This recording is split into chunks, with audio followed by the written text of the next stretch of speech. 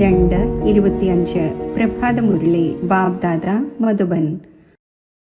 ബാബ പറയുന്നു, മധുരമായ കുട്ടികളെ, നിങ്ങൾ ഇപ്പോൾ വരെയും എന്തെല്ലാം പഠിച്ചുവോ അതിനെ മറന്നേക്കൂ. ജീവിച്ചിരിക്കെ മരിക്കുക എന്നാൽ സർവ്വതും മറക്കുക എന്നാണ്. കഴിഞ്ഞു പോയ യാതൊന്നും ഓർമ്മ വരരുത്.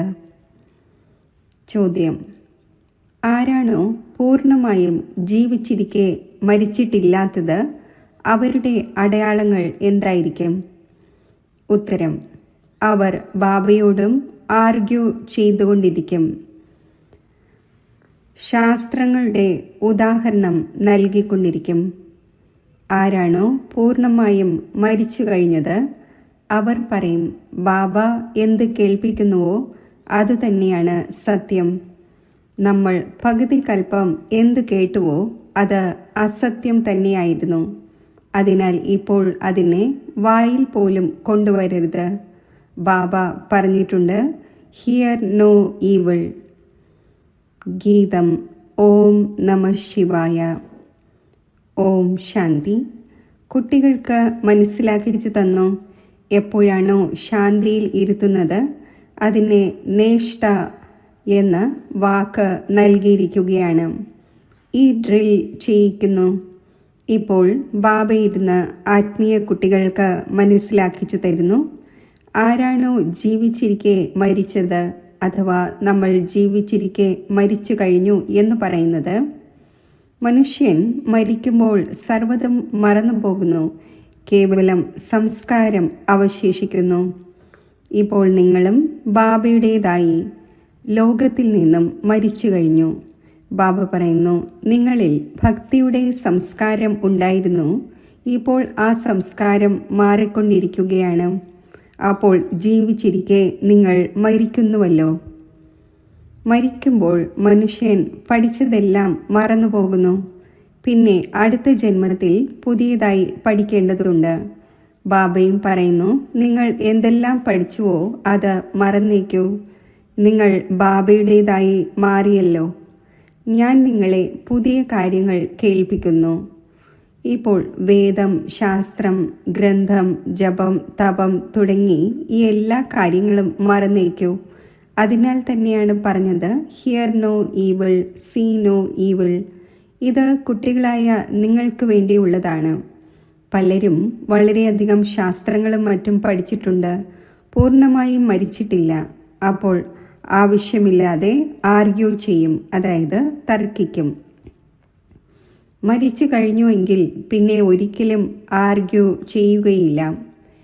ബാബ എന്ത് കേൾപ്പിച്ചുവോ അത് തന്നെയാണ് സത്യം എന്ന് പറയും. ബാക്കി കാര്യങ്ങൾ നമ്മൾ വായിൽ എന്തിനു കൊണ്ടുവരണം? ബാബ പറയുന്നു, ഇത് വായിൽ കൊണ്ടുവരാനേ പാടില്ല. Hear no evil. Baba direction നൽകിയിട്ടുണ്ടല്ലോ, ഒന്നും കേൾക്കേണ്ടതില്ല. പറയൂ, ഇപ്പോൾ നമ്മൾ ജ്ഞാനസാഗറിൻ്റെ കുട്ടികൾ ആയിരിക്കുകയാണ്. അപ്പോൾ ഭക്തിയെ എന്തിനു ഓർമ്മിക്കണം? നമ്മൾ ഒരു ഭഗവാനെ തന്നെയാണ് ഓർമ്മിക്കുന്നത്. ബാബ പറഞ്ഞിട്ടുണ്ട്, ഭക്തി മാർഗത്തെ മറന്നേക്കോ. ഞാൻ നിങ്ങളെ സഹജമായ കാര്യം കേൾപ്പിക്കുന്നു. ബീജമായ എന്നെ ഓർമ്മിക്കൂ, എങ്കിൽ മുഴുവൻ വൃക്ഷവും ബുദ്ധിയിൽ വരിക തന്നെ ചെയ്യും. നിങ്ങളുടെ മുഖ്യമായത് ഗീതയാണ്. ഗീതയിൽ തന്നെയാണ് ഭഗവാന്റെ വിശദീകരണമുള്ളത്. ഇപ്പോൾ ഇതെല്ലാം പുതിയ കാര്യങ്ങളാണ്. പുതിയ കാര്യത്തിന്മേൽ എല്ലായ്പ്പോഴും കൂടുതൽ ശ്രദ്ധ നൽകപ്പെടുന്നു. വളരെ സിമ്പിളായ കാര്യവുമാണ്. ഏറ്റവും വലിയ കാര്യമാണ് ഓർമ്മിക്കുന്നതിൻ്റേത്. അടിക്കടി പറയേണ്ടി വരുന്നു, മൻമനാഭവ, ബാബയെ ഓർമ്മിക്കൂ. ഇത് വളരെ ഗുഹ്യമായ കാര്യങ്ങളാണ്. ഇതിൽ തന്നെയാണ് വിഘ്നം ഉണ്ടാകുന്നത്. ധാരാളം കുട്ടികൾ മുഴുവൻ ദിവസത്തിലും 2 മിനിറ്റ് പോലും ഓർമ്മിക്കുന്നില്ല. ബാബയുടേതായിട്ടും നല്ല കർമ്മം ചെയ്യുന്നില്ല. അപ്പോൾ ഓർമ്മിക്കുന്നുമില്ല. വികർമ്മം ചെയ്തുകൊണ്ടിരിക്കുന്നു. ബുദ്ധിയിൽ ഇരിക്കുന്നതേയില്ല. അപ്പോൾ പറയും, ഇത് ബാബയുടെ ആജ്ഞയുടെ അനാദരവാണ്, പഠിക്കാൻ സാധിക്കുന്നില്ല, ആ ശക്തി ലഭിക്കുന്നില്ല. ഭൗതിക പഠനത്തിലൂടെയും ബലം ലഭിക്കുന്നുണ്ടല്ലോ. പഠനം സോഴ്സ് ഓഫ് ഇൻകമാണ്. ശരീര നിർവഹണം നടക്കുന്നു, അതും അല്പകാലത്തേക്കാണ്. പലരും പഠിച്ച് മരിച്ചു പോകുന്നു. അപ്പോൾ ആ പഠനം കൂടെ കൊണ്ടുപോകുന്നൊന്നുമില്ല. മറ്റൊരു ജന്മമെടുത്ത് വീണ്ടും പുതിയതായി പഠിക്കേണ്ടി വരും. ഇവിടെ നിങ്ങൾ എത്ര പഠിക്കുമോ അത് കൂടെ കൊണ്ടുപോകും. കാരണം നിങ്ങൾ പ്രാപ്തി നേടുകയാണ് അടുത്ത ജന്മത്തിൽ. പിന്നെ അതെല്ലാം ഭക്തി മാർഗമാണ്. എന്തെല്ലാം വസ്തുക്കളാണുള്ളത്, ഇതൊന്നും അറിയുന്നില്ല. ആത്മീയ പിതാവ് ആത്മാക്കളായ നിങ്ങൾക്കിരുന്ന് ജ്ഞാനം നൽകുന്നു. ഒരേ ഒരു തവണ സുപ്രീം ആത്മാവായ ബാബ വന്ന് ആത്മാക്കൾക്ക് നോളജ് നൽകുന്നു. അതിലൂടെ വിശ്വത്തിൻ്റെ അധികാരിയായി മാറുന്നു. ഭക്തിമാർഗത്തിൽ സ്വർഗം ഉണ്ടായിരിക്കുന്നൊന്നുമില്ല. ഇപ്പോൾ നിങ്ങൾ പ്രഭുവിൻ്റേതായിരിക്കുകയാണ്. മായ പലതവണ കുട്ടികളെയും അനാഥരാക്കി മാറ്റുന്നു. ചെറിയ ചെറിയ കാര്യങ്ങളിൽ പരസ്പരം അടികൂടുന്നു. ബാബയുടെ ഓർമ്മയിലിരിക്കുന്നില്ല. അപ്പോൾ അനാഥരായല്ലോ. അനാഥരായെങ്കിൽ തീർച്ചയായും എന്തെങ്കിലുമൊക്കെ പാപകർമ്മം ചെയ്യും. ബാബ പറയുന്നു, എൻ്റേതായ ശേഷം എൻ്റെ പേര് കളങ്കപ്പെടുത്താതിരിക്കൂ. പരസ്പരം വളരെ സ്നേഹത്തോടെ നടക്കൂ. തലകീഴായി സംസാരിക്കാതിരിക്കൂ. ബാബയ്ക്ക് ഇങ്ങനെയുള്ള അഹല്യന്മാരെയും കുബ്ജകളെയും കാട്ടുജാതിക്കാരെയും ഉദ്ധരിക്കേണ്ടി വരുന്നു. കാട്ടുജാതി സ്ത്രീയിൽ നിന്നും പഴം കഴിച്ചതായി പറയുന്നു. ഇപ്പോൾ ഇങ്ങനെയുള്ള കാട്ടുജാതിക്കാരുടേത് കഴിക്കുക സാധ്യമല്ല.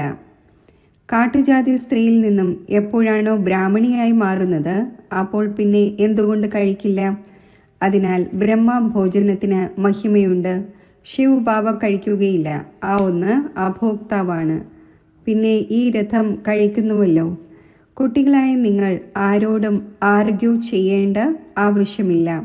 എല്ലായ്പ്പോഴും തൻ്റെ സേഫ് സൈഡ് വെക്കേണ്ടത് ആവശ്യമാണ്. 2 വാക്കുകൾ മാത്രം പറയൂ. ശിവ് ബാബ പറയുന്നു. ശിവ് ബാബയെ തന്നെയാണ് രുദ്രൻ എന്ന് പറയുന്നത്. രുദ്രജ്ഞാന യജ്ഞത്തിലൂടെ വിനാശജ്വാല പുറപ്പെട്ടു. അപ്പോൾ രുദ്രൻ ഭഗവാനായല്ലോ. ശ്രീകൃഷ്ണനെ രുദ്രൻ എന്ന് പറയുകയില്ല. വിനാശവും ശ്രീകൃഷ്ണൻ അല്ല ചെയ്യിക്കുന്നത്. ബാബ തന്നെയാണ് സ്ഥാപനയും വിനാശവും പാലനയും ചെയ്യിക്കുന്നത്. സ്വയം ഒന്നും ചെയ്യുന്നില്ല. അല്ലാത്ത പക്ഷം കുറ്റം ആരോപിക്കപ്പെടും. ആ ഒന്ന് ചെയ്യുന്നവനും ചെയ്യിക്കുന്നവനുമാണ്. ബാബ പറയുന്നു, ഞാൻ വിനാശം ചെയ്യൂ എന്നൊന്നും പറയുന്നില്ല.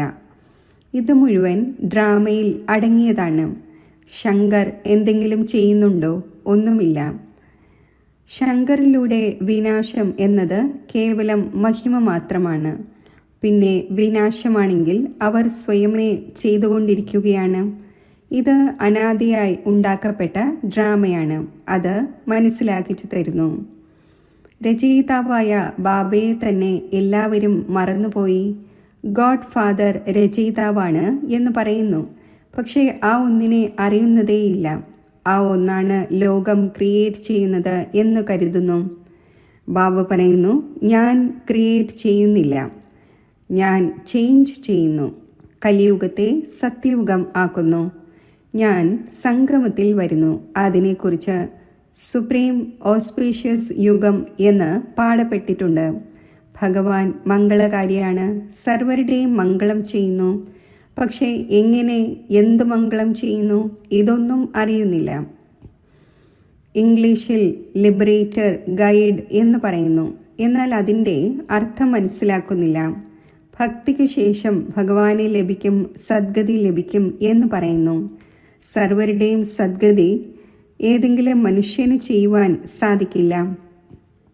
ഇല്ലെങ്കിൽ പിന്നെ പരമാത്മാവിനെ പതീത പാവനൻ, സർവരുടെയും സദ്ഗതി ദാതാവ് എന്ന് എന്തിന് പാടപ്പെടണം?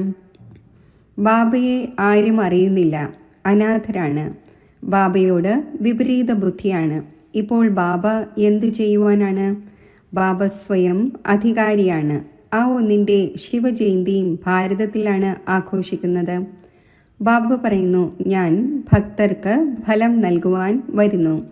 വരുന്നതും ഭാരതത്തിലാണ്.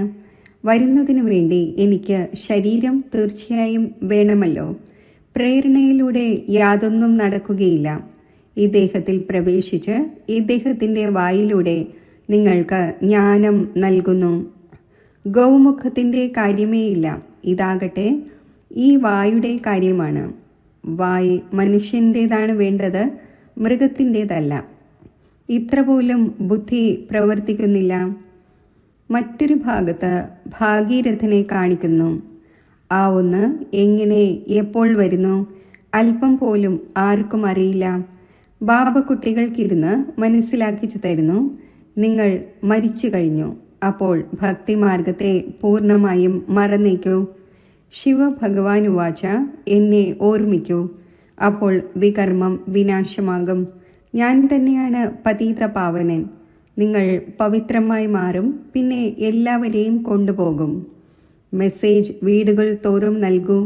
ബാബ പറയുന്നു, എന്നെ ഓർമ്മിക്കൂ, അപ്പോൾ വികർമ്മം വിനാശമാകും, നിങ്ങൾ പവിത്രമായി മാറും. വിനാശം മുന്നിൽ നിൽക്കുകയാണ്. നിങ്ങൾ വിളിക്കുന്നുമുണ്ട്, ഹേ പതീത പാവന, വരൂ, പതീതരെ പാവനമാക്കൂ, രാമരാജ്യം സ്ഥാപിക്കൂ, രാവണ രാജ്യത്തിൽ നിന്നും മുക്തമാക്കൂ. അവരോരോരുത്തരും തങ്ങൾക്ക് വേണ്ടി പരിശ്രമിക്കുന്നു. ബാബ പറയുന്നു, ഞാൻ വന്ന് സർവരെയും മുക്തമാക്കുന്നു. സർവരും 5 വികാരങ്ങളാകുന്ന രാവണൻ്റെ ജയിലിൽ കിടക്കുകയാണ്. ഞാൻ സർവരുടെയും സദ്ഗതി ഉണ്ടാക്കുന്നു. എന്നെ പറയുന്നത് തന്നെ ദുഃഖം ഹരിച്ച് സുഖം നൽകുന്നവൻ എന്നാണ്. രാമരാജ്യം തീർച്ചയായും പുതിയ ലോകത്തിലായിരിക്കും ഉണ്ടായിരിക്കുക. പാണ്ഡവരായ നിങ്ങളുടേത് ഇപ്പോൾ പ്രീതബുദ്ധിയാണ്. ചിലരുടേത് ഉടൻ പ്രീതബുദ്ധിയായി മാറുന്നു. ചിലർക്ക് പതുക്കെ പതുക്കെയാണ് പ്രീതി യോജിക്കുന്നത്. ചിലരാണെങ്കിൽ പറയുന്നു, നമ്മൾ സർവ്വതും ബാബയ്ക്ക് സറണ്ടർ ചെയ്യുന്നു. ഒന്നല്ലാതെ രണ്ടാമതാരും ഉണ്ടായിരിക്കുന്നതേയില്ല. സർവരുടെയും ആശ്രയം ഒരു ഗോഡ് തന്നെയാണ്. എത്ര സിമ്പിളായതിലും സിമ്പിളായ കാര്യമാണ്. ബാബയെ ഓർമ്മിക്കൂ, ചക്രത്തെ ഓർമ്മിക്കൂ, എങ്കിൽ ചക്രവർത്തി രാജാവും റാണിയും ആകും. ഈ സ്കൂൾ തന്നെ വിശ്വത്തിൻ്റെ അധികാരി ആകുന്നതിൻ്റേതാണ്. അപ്പോൾ ചക്രവർത്തി രാജാവ് എന്ന പേര് ലഭിച്ചിരിക്കുകയാണ്. ചക്രത്തെ അറിയുന്നതിലൂടെ പിന്നെ ചക്രവർത്തിയാകുന്നു. ഇത് ബാബ തന്നെയാണ് മനസ്സിലാക്കിച്ചു തരുന്നത്. ബാക്കി ആർഗ്യൂ ഒന്നും ചെയ്യേണ്ടതില്ല. പറയൂ, ഭക്തിമാർഗത്തിലെ എല്ലാ കാര്യങ്ങളും ഉപേക്ഷിക്കൂ. ബാബ പറയുന്നു, കേവലം എന്നെ ഓർമ്മിക്കൂ. മുഖ്യ കാര്യം തന്നെ ഇതാണ്.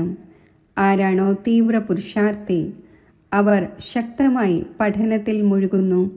ആർക്കാണോ പഠനത്തോട് താല്പര്യമുള്ളത്, അവർ രാവിലെ എഴുന്നേറ്റ് പഠിക്കുന്നു. ഭക്തിയിലുള്ളവരും രാവിലെ എഴുന്നേൽക്കുന്നു. എത്ര നൗദ ഭക്തി ചെയ്യുന്നു. ശിരസ് മുറിക്കാൻ തുടങ്ങുമ്പോൾ സാക്ഷാത്കാരം ഉണ്ടാകുന്നു. ഇവിടെയാണെങ്കിൽ ബാബ പറയുന്നു, ഈ സാക്ഷാത്കാരവും നഷ്ടമുണ്ടാക്കുന്ന ഒന്നാണ്. സാക്ഷാത്കാരത്തിലേക്ക് പോകുന്നതിലൂടെ പഠനവും യോഗവും രണ്ടും നിലയ്ക്കുന്നു. ടൈം വേസ്റ്റായി പോകുന്നു. അതിനാൽ ധ്യാനത്തിൻ്റെയും മറ്റും താല്പര്യം തീർത്തും വയ്ക്കാൻ പാടില്ല. ഇതും വലിയ രോഗമാണ്. ഇതിലൂടെ മായയുടെ പ്രവേശനമുണ്ടാകുന്നു. ഇതുപോലെ യുദ്ധത്തിൻ്റെ സമയത്ത് ന്യൂസ് കേൾപ്പിക്കുമ്പോൾ ഇടയിൽ വെച്ച് ആർക്കും കേൾക്കാൻ കഴിയാതിരിക്കുന്നതിനായി അങ്ങനെയുള്ള എന്തെങ്കിലും കേടുവരുത്തുന്നു. മായയും വളരെ പേർക്ക് വിഘ്നമിടുന്നു. ബാബയെ ഓർമ്മിക്കാൻ അനുവദിക്കുന്നില്ല. ഇവരുടെ ഭാഗ്യത്തിൽ വിഘ്നമുണ്ട് എന്ന് മനസ്സിലാക്കുന്നു. മായയുടെ പ്രവേശനം ഇല്ലല്ലോ, നിയമവിരുദ്ധമായ എന്തെങ്കിലും പറയുന്നില്ലല്ലോ എന്ന് നോക്കുന്നു. എങ്കിൽ പിന്നെ ഉടൻ ബാബ താഴെ ഇറക്കും. ധാരാളം മനുഷ്യർ പറയുന്നു, നമുക്ക് കേവലം സാക്ഷാത്കാരം ഉണ്ടാവുകയാണെങ്കിൽ ഇത്രയും ധനവും സാധനങ്ങളുമെല്ലാം ഞാൻ താങ്കൾക്ക് നൽകും. ബാബ പറയുന്നു, ഇത് നിങ്ങൾ തൻ്റെ അടുക്കൽ തന്നെ വെച്ചുകൊള്ളൂ. ഭഗവാന് നിങ്ങളുടെ പൈസയുടെ എന്താവശ്യമാണുള്ളത്? ബാബയ്ക്കറിയാം ഈ പഴയ ലോകത്തിൽ എന്തെല്ലാം ഉണ്ടോ എല്ലാം ഭസ്മമായി പോകും. ബാബ എന്തു ചെയ്യുവാനാണ്? ബാബയുടെ അടുത്താണെങ്കിൽ പല തുള്ളി പെരുവെള്ളം ആകുന്നു. ബാബയുടെ ഡയറക്ഷൻ അനുസരിച്ച് നടക്കൂ. ഹോസ്പിറ്റൽ കം യൂണിവേഴ്സിറ്റി തുറക്കൂ. അവിടെ ആർക്കും വന്ന് വിശ്വത്തിൻ്റെ അധികാരിയാകുവാൻ സാധിക്കട്ടെ. 3 അടി ഭൂമിയിലിരുന്ന് നിങ്ങൾ മനുഷ്യനെ നരനിൽ നിന്നും നാരായണൻ ആക്കണം. എന്നാൽ 3 അടി ഭൂമി പോലും ലഭിക്കുന്നില്ല. ബാബ പറയുന്നു, ഞാൻ നിങ്ങൾക്ക് എല്ലാ വേദശാസ്ത്രങ്ങളുടെയും സാരം പറഞ്ഞു തരുന്നു. ഈ ശാസ്ത്രമെല്ലാം ഭക്തിമാർഗത്തിൻ്റെതാണ്. ബാബ നിന്ദയൊന്നും ചെയ്യുന്നില്ല. ഈ കളി ഉണ്ടാക്കപ്പെട്ടതാണ്. ഇത് കേവലം മനസ്സിലാക്കിക്കുന്നതിനു വേണ്ടി പറയുന്നതാണ്. ഏതായാലും കളിയാണല്ലോ. കളിയെ എനിക്ക് നിന്ദിക്കുവാൻ സാധിക്കില്ല. നമ്മൾ ജ്ഞാന സൂര്യനെന്നും ജ്ഞാന ചന്ദ്രനെന്നും പറയുന്നു. അവർ പിന്നെ ചന്ദ്രനിലും മറ്റും പോയി അന്വേഷിക്കുന്നു. അവിടെ ഏതെങ്കിലും രാജപദവി വച്ചിട്ടുണ്ടോ? ജാപ്പനീസുകാർ സൂര്യനെ അംഗീകരിക്കുന്നു. നമ്മൾ സൂര്യവംശി എന്ന് പറയുന്നു. പിന്നെ അവർ ഇരുന്ന് സൂര്യനെ പൂജിക്കുന്നു. സൂര്യന് ജലം നൽകുന്നു. ബാബ കുട്ടികൾക്ക് മനസ്സിലാക്കിച്ചു തന്നിട്ടുണ്ട്, ഒരു കാര്യത്തിലും കൂടുതൽ ആർഗ്യൂ ചെയ്യരുത്. ഒരേ ഒരു കാര്യം കേൾപ്പിക്കൂ. ബാബ പറയുന്നു, എന്നെ മാത്രം ഓർമ്മിക്കൂ, എങ്കിൽ പാവനമാകും. ഇപ്പോൾ രാവണ രാജ്യത്തിൽ എല്ലാവരും പതീതമാണ്. എന്നാൽ സ്വയം പതീതമായി ആരും അംഗീകരിക്കുന്നില്ല. കുട്ടികളെ, നിങ്ങളുടെ ഒരു കണ്ണിൽ ശാന്തിധാമവും മറുകണ്ണിൽ സുഖധാമവുമാണ്. ബാക്കി ഈ ദുഃഖധാമത്തെ മറന്നേക്കൂ. നിങ്ങൾ ചൈതന്യ ലൈറ്റ് ഹൗസ് ആണ്. ഇപ്പോൾ ഭാരത് ദി ലൈറ്റ് ഹൗസ് എന്ന് എക്സിബിഷനിലും പേര് വച്ചിരിക്കുന്നു. എന്നാൽ അത് ആരും മനസ്സിലാക്കുകയില്ല. നിങ്ങളിപ്പോൾ ലൈറ്റ് ഹൗസ് ആണല്ലോ. പോർട്ടിൽ ലൈറ്റ് ഹൗസ് സ്റ്റീമറിന് വഴി പറഞ്ഞു കൊടുക്കുന്നു. നിങ്ങളും സർവർക്കും മുക്തിയിലേക്കും ജീവൻ മുക്തി ധാമത്തിലേക്കുമുള്ള വഴി പറഞ്ഞു കൊടുക്കുന്നു. ആരെങ്കിലും എക്സിബിഷനിൽ വരുമ്പോൾ വളരെ സ്നേഹത്തോടെ പറയൂ, സർവരുടെയും ഗോഡ് ഫാദർ ഒന്നാണല്ലോ. ഗോഡ് ഫാദർ അഥവാ പരംപിതാവ് പറയുന്നു, എന്നെ ഓർമ്മിക്കൂ. അപ്പോൾ തീർച്ചയായും വായിലൂടെ ആയിരിക്കുമല്ലോ പറയുക. ബ്രഹ്മാവിലൂടെയാണ് സ്ഥാപന. ബ്രാഹ്മണികളായ നമ്മളേവരും ബ്രഹ്മമുഖവംശാവലിയാണ്.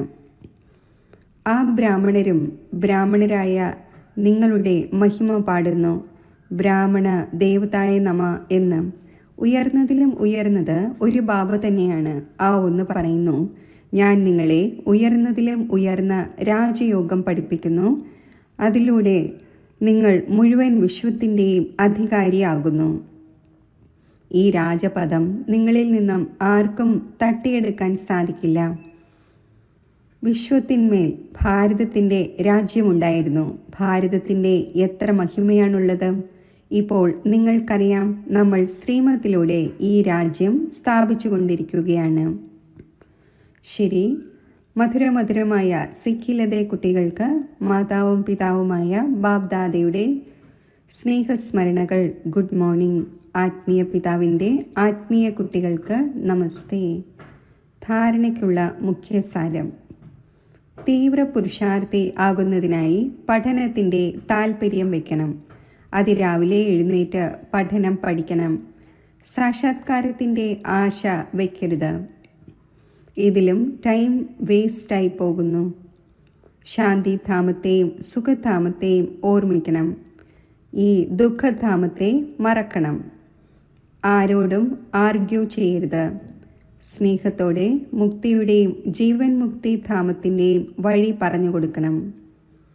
വരദാനം: സദാ സുഖങ്ങളുടെ സാഗരത്തിൽ ലവ്ലീൻ ആയിരിക്കുന്ന അന്തർമുഖിയായി ഭവിക്കട്ടെ. അന്തർമുഖി സദാ സുഖി എന്ന് പറയുന്നു.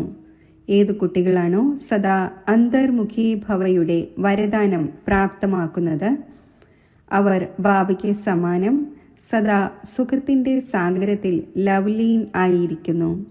സുഖദാതാവിൻ്റെ കുട്ടികൾ സ്വയവും സുഖദാതാവായി മാറുന്നു. സർവ ആത്മാക്കൾക്കും സുഖത്തിൻ്റെ തന്നെ ഖജനാവ് വിതരണം ചെയ്യുന്നു. ഇപ്പോൾ അന്തർമുഖിയായി ഇങ്ങനെയുള്ള സമ്പന്ന മൂർത്തിയായി മാറൂ. താങ്കളുടെ അടുക്കൽ ആര് ഏത് ഭാവനയോടെ വന്നാലും അവരുടെ ഭാവന സമ്പന്നമാക്കിക്കൊണ്ട് നിറവേറ്റിക്കൊണ്ട് പോകട്ടെ.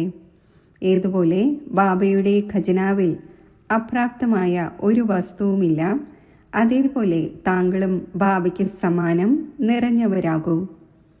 സ്ലോഗൻ: ആത്മീയ അന്തസ്സിലിരിക്കൂ, എങ്കിൽ ഒരിക്കലും അഭിമാനത്തിൻ്റെ ഫീലിംഗ് വരികയില്ല. അവ്യക്ത സൂചന: ഏകാന്തപ്രിയരാകൂ, ഏകതയും ഏകാഗ്രതയും സ്വായത്തമാക്കൂ. സ്വയം തന്നെ സദാ അണ്ടർഗ്രൗണ്ട്, അതായത് അന്തർമുഖി ആക്കുന്നതിൻ്റെ പരിശ്രമം ചെയ്യൂ. അണ്ടർഗ്രൗണ്ടിലും മുഴുവൻ കാര്യവ്യവഹാരവും നടക്കുന്നത് പോലെ അന്തർമുഖിയായും കാര്യങ്ങൾ ചെയ്യാൻ സാധിക്കും. അന്തർമുഖിയായി കാര്യം ചെയ്യുന്നതിലൂടെ ഒന്നാമതായി വിഘ്നങ്ങളിൽ നിന്നും സുരക്ഷ, രണ്ടാമതായി സമയത്തിൻ്റെ സുരക്ഷ, മൂന്നാമതായി സങ്കല്പങ്ങളുടെ സുരക്ഷ അഥവാ സേവിങ്സ് ഉണ്ടാകും. ഏകാന്തവാസിയും അതിനോടൊപ്പം രമണീകതയും ഇത്രയും തന്നെ ഉണ്ടായിരിക്കണം. ഓം ശാന്തി. യോഗത്തിൻ്റെ അഭ്യാസം. നിരാകാര സ്വരൂപത്തിൽ ഞാൻ ശിവബാബയുടെ അനന്യ ഓർമ്മയിൽ ഇരിക്കുമ്പോൾ സഹജമായി ശാന്തിയുടെയും ശക്തിയുടെയും അനുഭവം എനിക്കുണ്ടാകുന്നു.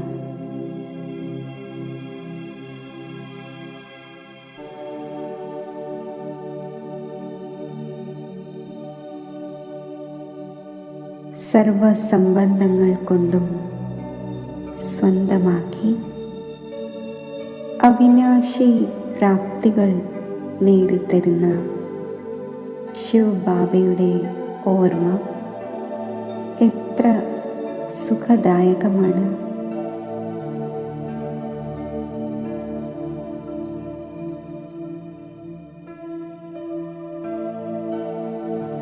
ബാബയുമായുള്ള ഈ അതിമധുരമായ കൂടിക്കാഴ്ചയുടെ അവിനാശി സന്തോഷത്തിലിരിക്കുമ്പോൾ ബാബയിൽ നിന്നും പ്രാപ്തമാകുന്ന ഈശ്വരീയ ഖജനാവുകളാൽ ഞാൻ സമ്പന്ന സ്ഥിതി കൈവരിക്കുന്നു.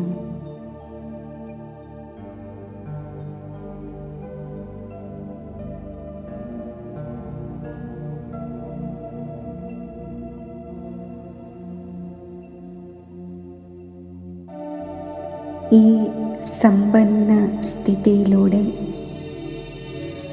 വിശ്വസേവനത്തിൻ്റെ പരിധിയില്ലാത്ത കാര്യത്തിൽ ഞാൻ സഹയോഗി ആവുകയാണ്.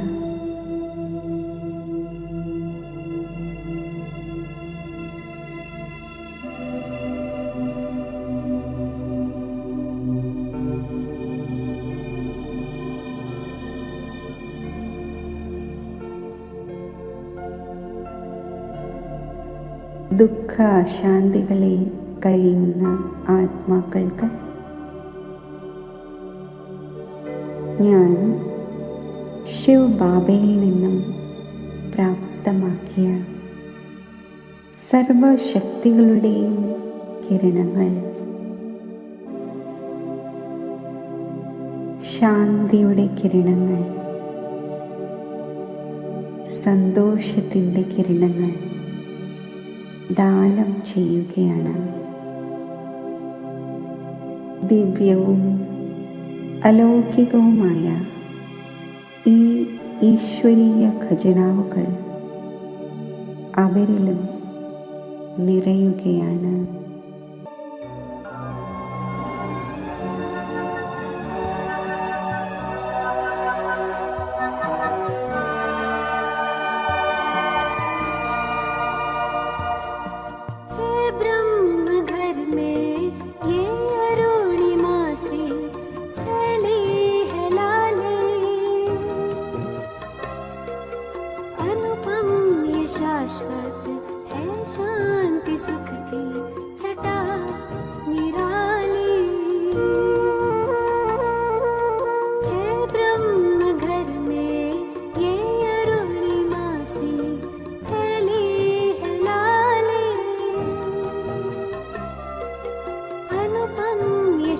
शाश्वत है शांति सुख की छटा निरा